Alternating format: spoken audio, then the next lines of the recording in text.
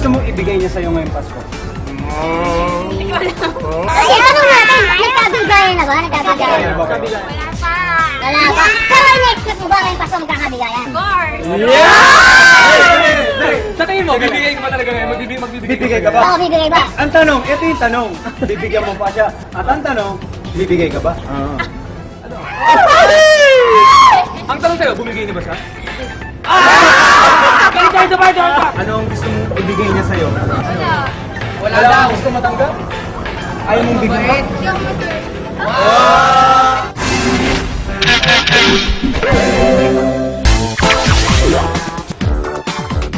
Pag nagka-boyfriend ka, anong gusto mong ibigay sa'yo? Yan ha. Mahal niya.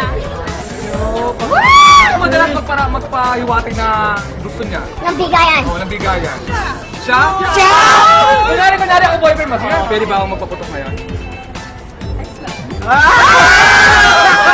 Ano mo gusto? Sa loob o sa labas? Ay, nakirit ako kayo!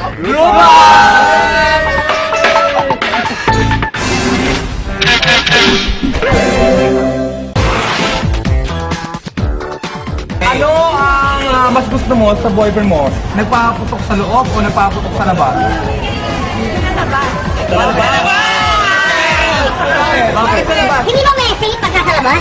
Eh, di ba delikado sa loob? Dahil. Bakit delikado? God! May papawi na ako! Fireworks ba? Ito mo! Talagang Ano ba gusto mo magpaputok? Sa loob o sa labas? Bakit sa labas? Hindi ba mabili ang makala? Messy? Eh, Kung saan pupunta tayo. saan sa pumunta ka? Huwag yung basto. Sabihin mo nga.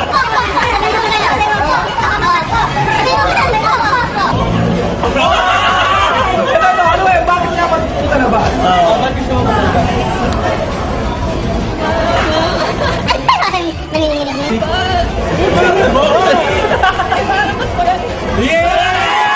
Ano, may nagpuputok. Tingnan ko nga yung reaction mo pag may malakas na puputok. Narinig ka? Manari. Man!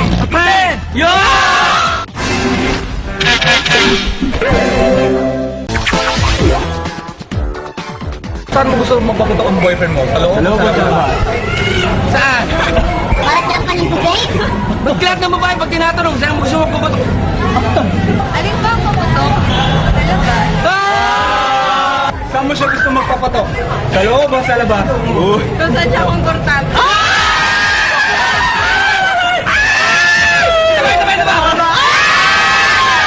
Saan mo gusto magpapatok? Sa loob o sa labas? Sa loob! Sa loob! Hindi ba delikado? Ano rin alam mo sa loob? Siyempre may mga appliances. Okay lang namin, masunog ang bahay. Paano pag nagpaputok sa loob yung boyfriend mo, tapos takbuhan ka, hindi ka panagutan ng mga nabasag ng gamit? Example. Peng, peng, Peng, peng! Sabi mo nga, peng, peng! Pape!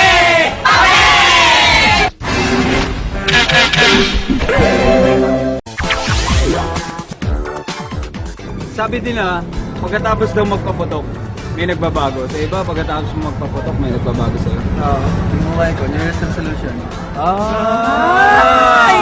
Ayun, ano, identity ba? O sa ugali? Sa ugali. O sa putok? Sa ugali. Ayun. Pagkatapos ng bagong taon, nagpaputok ang boyfriend mo, di ba? Ano nakita mong magbabago sa boyfriend mo after niyang magpaputok? Ay, parang ini-imagine mo ah. Wala ka nakita magbabago? New Year's resolution niya! Boyfriend mo, pagkatapos na magpaputok, ano nakita mong pagbabago sa kanya pagkatapos na magpaputok? Mas malaki iba yung tea mo sa kanya? Oo. Mas malaki iba yung tea? Yung tea niya. Anong Tiwala sa Sarili. sarili. Siguro kasi nakaputok siya.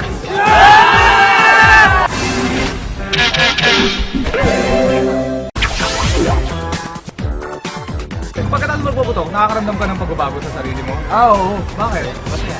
Masaya ka? Masaya ka? Oh! Matakas kayo ba eh? Siyempre. Ano nakikita mong pagbabago sa kanya?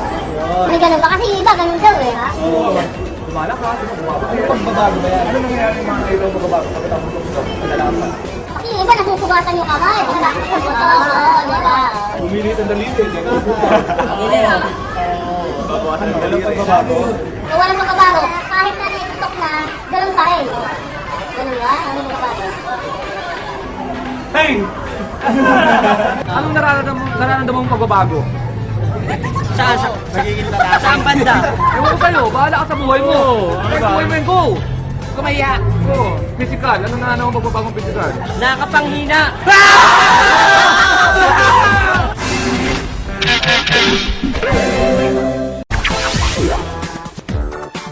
Anong nakikita mo sa boyfriend mo after niya magpaputok? May pagbabago ka ba nakikita? Lumalaki ba ang tea niya? Oo. Tiwala. Wala sa sarili. Wala sa Tawa. sarili. Lumalaki ba o lumiliit? Ikaw, gano'n kalaki ang tea mo sa boyfriend mo? Yung tiwala. Tiwala. Yan? O gano'n? Ganon? Ganon? Gano'n! Pagkatapos magputukan, mapaloob o papalabas, ano yung ginagawa niyo pagkatapos Oo. na mag-boyfriend? Pagod kayo, pagod. Pagod. Pagod yan, pagod yan. Pagod yung mga kamay, siyempre, di ba? Nagkakaputok ng labintador. Hindi ko kaya to! After ng putukan, anong ginagawa niyo ng boyfriend niyo? Ikaw muna. Kumakain! Nagkukwent. Ikaw. Kumakain. Kumakain. Hindi halata, ha? Naman.